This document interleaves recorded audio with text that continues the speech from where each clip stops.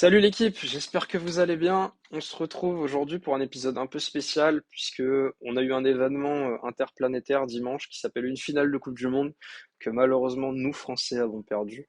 Et je voulais me servir du match comme illustration de points comme la résilience, l'importance d'avoir un déclic et tout simplement comment être résilient, se battre jusqu'au bout pour au moins essayer d'atteindre ses objectifs. Et des fois, ça paye pas. Et ce qu'on peut en apprendre aussi quand ça ne paye pas.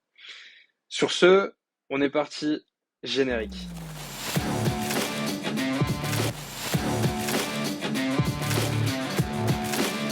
Je vais pas vous mentir, le résultat m'a beaucoup peiné. Tant que fan de sport et de football, j'aurais évidemment adoré que l'équipe de France gagne ce match et j'aurais enregistré, je pense, l'épisode hier. Mais donc là, on est mardi aujourd'hui pour moi. Vous l'aurez mercredi.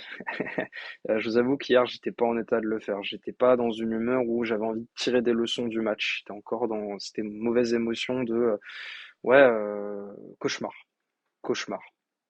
C'est le terme. Cauchemar. Donc, maintenant que j'ai pu reprendre un peu mon souffle, etc., voilà ce que je retiens de ce match. Déjà, le match, pour moi, il est divisé, bon, il y a évidemment la division classique, première mi-temps, deuxième mi-temps, prolongation, tir au but, ça fait quatre parties. Pour moi, il y a plus de trois parties, en gros. Il y a les 80 premières minutes, il y a le penalty qui amène l'égalisation, ça c'est la deuxième partie du coup, après le premier but français, et ensuite les tirs au but. Pour moi, c'est un match en trois parties. Première partie, on a une équipe argentine qui joue très bien, qui est dans son match, une équipe française qui joue très mal et qui est pas dans son match. Simple comme bonjour, pas besoin d'analyse supplémentaire en vrai. Les cadres qui ne répondent pas présents, les Argentins au contraire qui sont largement au niveau et qui font tout ce qu'il faut pour gagner ce match. Rien à dire. Peut-être petite contestation sur l'arbitrage, allez, parce qu'on aime être de mauvaise foi ou pas. Mais sur l'ensemble du match, l'Argentine mérite largement de mener 2-0 à la 80e. Et puis là, arrive ce fameux pénalty obtenu par Kolo Muani qui amène le déclic. Le déclic, il est là, il est tellement important. Parce que quel que soit le problème que vous rencontrez dans la vie, quels que soient vos problèmes, à un moment donné, vous avez une situation qui va évoluer, qui va provoquer ce déclic. Je m'explique. Imaginons que je vais réveiller peut-être certains mauvais souvenirs chez les gens, mais vous êtes devant un problème de mathématiques et vous devez trouver ce fameux X, cette fameuse inconnue. Au départ, vous allez peut-être avoir, par rapport aux exercices et aux formules qu'on vous a appris, vous allez peut-être avoir voilà, des idées, etc., sur votre manière de trouver X. Mais des fois, vous avez beau chercher, chercher, vous trouvez pas X, ce qui amène aux fameuses mauvaises notes que moi je me suis tapé par un moment au maths, vous aussi peut-être. Et si vous ne vous êtes jamais tapé de mauvaises notes, bravo, vous êtes des cracks et je vous félicite. Euh, mais oui, pour trouver ce X, en tout cas, ce qui est important, c'est de poser ce qu'on sait globalement, poser toutes les formules qu'on connaît, on pourrait peut-être essayer comme ça, comme ça, comme ça, comme ça. Et une fois qu'on a tout posé, on va se dire, oh, attendez, si je travaille de cette manière-là, là j'ai remarqué, là il y a une identité remarquable, je ne l'avais pas vue. Utiliser cette identité remarquable, et hop, l'équation se résout. Le déclic, c'est comprendre comment trouver X. Et après, trouver X, c'est poser les équations, tout écrire jusqu'au bout et avoir X égale 5 à la fin. Dans le cas où ça vaut 5, bien sûr. Donc le déclic est hyper important parce que c'est le point de départ du changement, en fait. La mentalité des Français, à la 80e minute de ce match, elle s'est transformée. Ça a été le début du match de fou qu'on a vécu. On peut enlever 80 minutes avant, pour nous Français, ça n'est pas choquant du tout, honnêtement c'est cauchemardesque et c'est à oublier presque.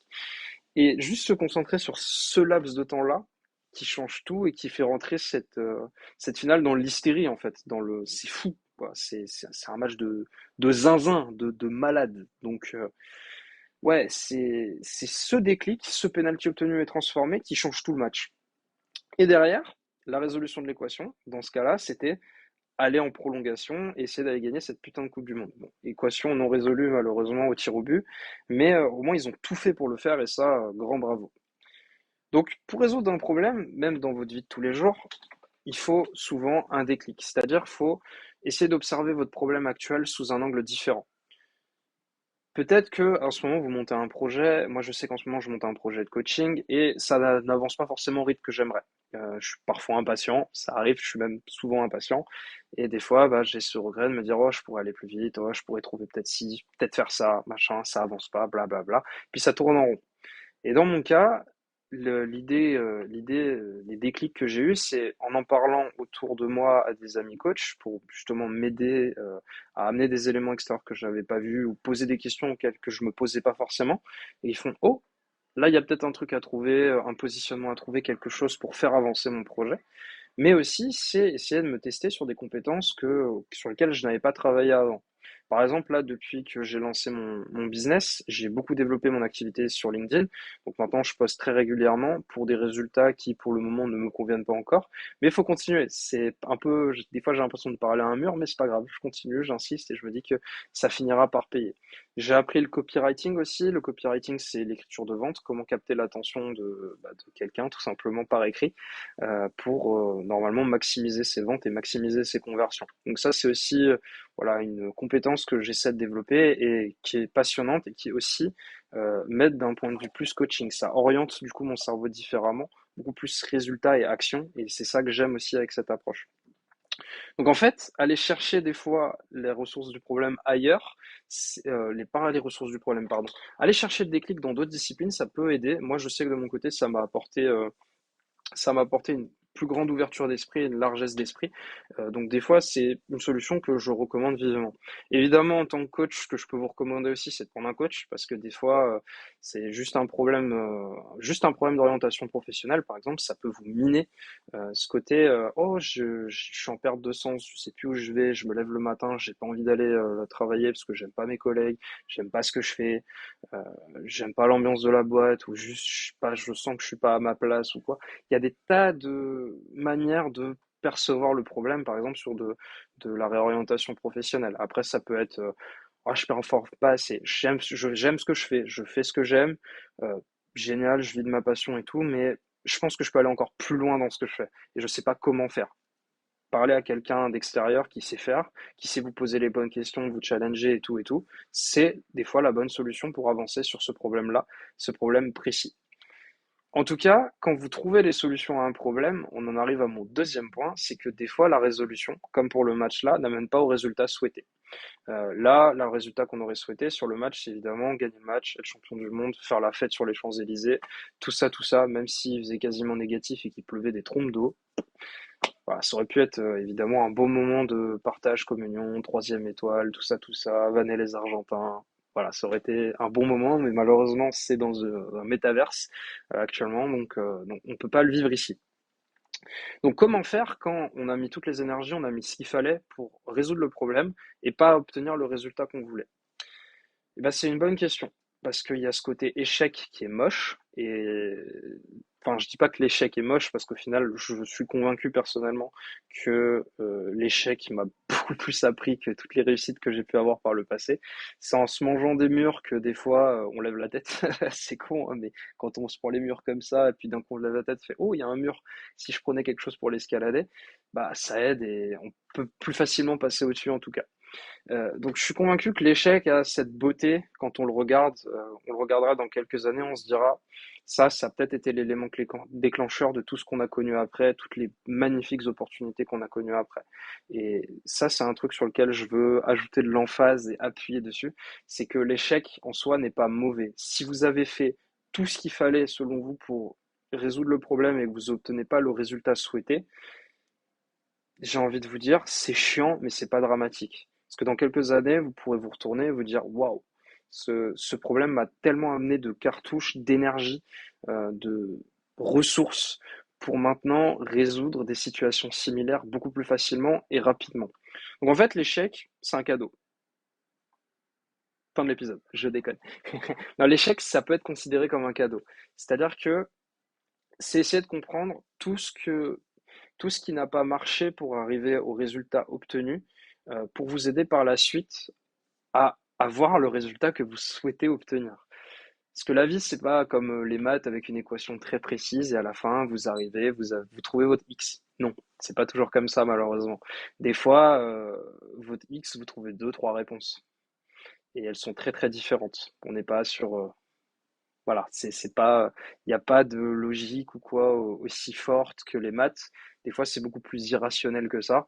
Des fois, c'est plus dans l'émotion. Des fois, c'est, et des fois, bah, la solution à laquelle on arrive ou le résultat qu'on obtient, c'est pas celui qu'on voulait. Et c'est comme ça, il faut l'accepter. Et les jours où il faut l'accepter, bah, arrive ce moment de deuil où il faut faire le deuil de ce qu'on espérait obtenir et voir comment soit retravailler pour pouvoir obtenir ce résultat d'une autre manière ou accepter l'échec et s'en servir comme plateforme pour faire autre chose.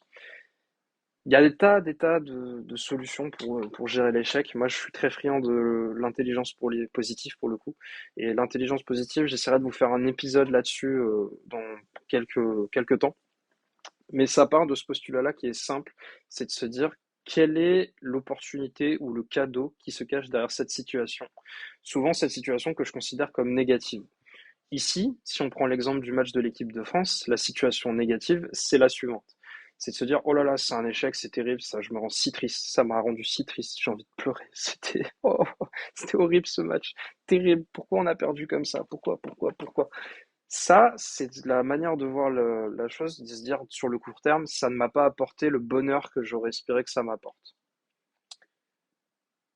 L'intelligence positive va permettre, en reposant cette question, quel est le cadeau qui se cache derrière cette situation?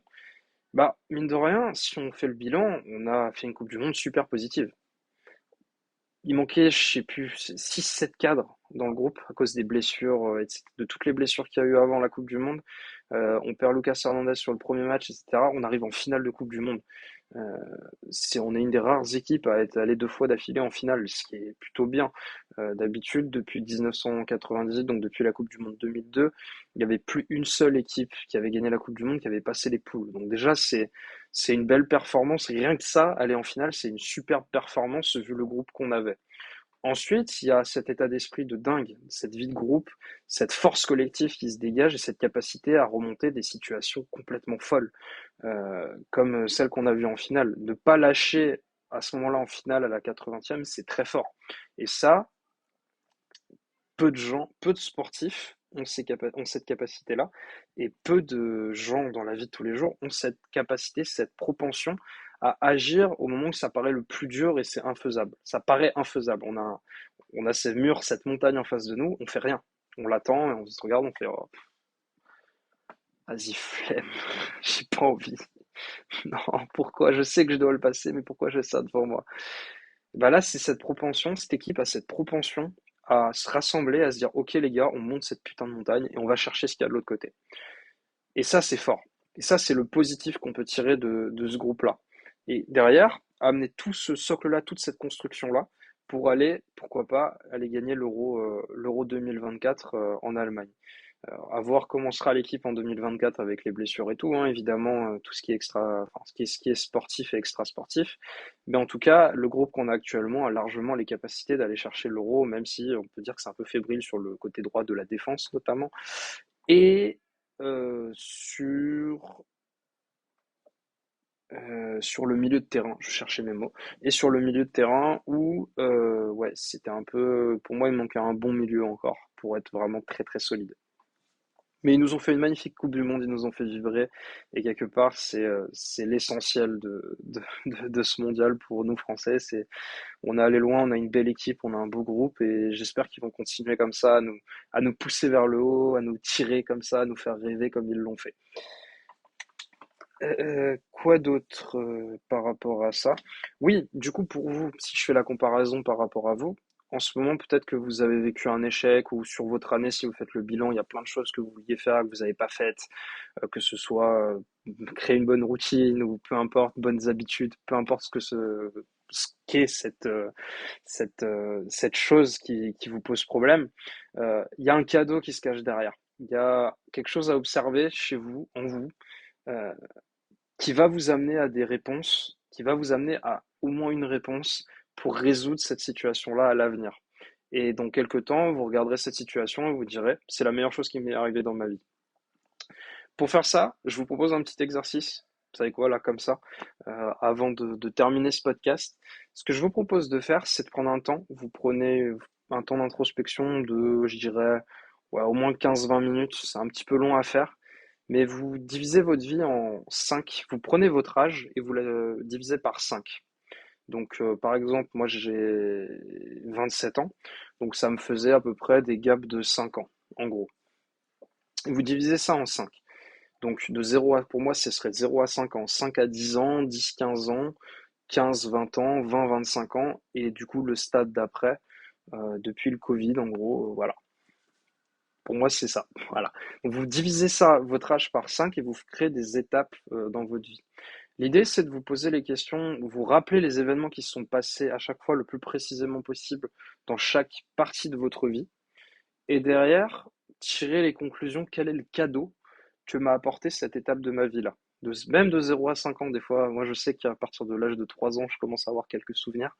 Euh, mais voilà, ces petits éléments comme ça, vous allez trouver des choses qui peut-être vont vous appeler, vous dire, oh, j'avais pas vu ce cadeau-là, le fait que on s'est foutu de ma gueule quand je me pissais dessus à l'école à 5 ans.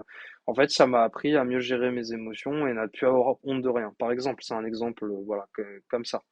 Ça m'est pas arrivé personnellement, mais peut-être que ça vous est arrivé et vous avez peut-être appris ça, vous en avez peut-être tiré autre chose. Mais en tout cas, derrière chaque situation se cache un cadeau, et c'est là-dessus que j'ai envie de terminer cet épisode. Quel est le cadeau qui se cache derrière votre problème actuel? Même si vous n'en êtes pas conscient, même si ça peut être écœurant quand on est en plein milieu dedans, de ce problème et qu'on se dit non, non, faut que je trouve pas, machin. Qu'est-ce qu'il me raconte comme mannerie avec ces histoires de cadeaux alors que je suis en plein milieu de ce problème? Non, je veux pas. En tout cas, moi je vous pose quand même cette question, je jette cette bouteille à la mer en vous disant quel est le cadeau qui se cache derrière votre situation négative actuelle. Et peut-être que dans quelques peut-être jours, heures, jours, mois, semaines, vous allez trouver cette petite inspiration-là et trouver ce cadeau. Et je vous le souhaite de tout cœur parce que voilà, c'est le dernier épisode avant Noël aussi. Et j'espère que vous allez avoir de beaux cadeaux, que ce soit sous le sapin, mais aussi que ces situations-là, même difficiles, vous apporteront les ressources dont vous avez besoin pour juste performer au mieux dans vos vies respectives. Voilà, bah, c'est l'occasion pour moi de terminer cet épisode. Je vous remercie de m'avoir écouté jusque-là. Donc, dernier épisode avant Noël. Il y aura, comme d'habitude, un épisode par semaine, donc un épisode la semaine prochaine, qui sera du coup le dernier de l'année 2022. Euh, déjà, mais j'ai commencé tard aussi. Donc ce sera le dernier de l'année 2022. J'ai préparé un thème assez sympa pour vous parler reparler des routines un petit peu. Je pense que c'est un sujet que je vais réaborder un peu, et je vais me baser sur une étude. C'est super intéressant et peut-être que ce sera en plusieurs épisodes d'ailleurs parce que sinon ce serait très long. Donc je vais voir comment j'organise ça. J'ai pas encore enregistré, mais c'est un épisode qui devrait vous plaire. Allez, ça y est, c'est l'heure pour moi de rendre l'antenne. Je vous laisse, n'hésitez pas à vous abonner à cette chaîne YouTube si l'épisode vous a plu. N'hésitez pas aussi à me suivre suivre le podcast sur euh, déjà la page Instagram, Implement Travelers tout attaché. N'hésitez pas à lâcher le petit follow, je pose des petits reels pour vous annoncer quand l'épisode sort.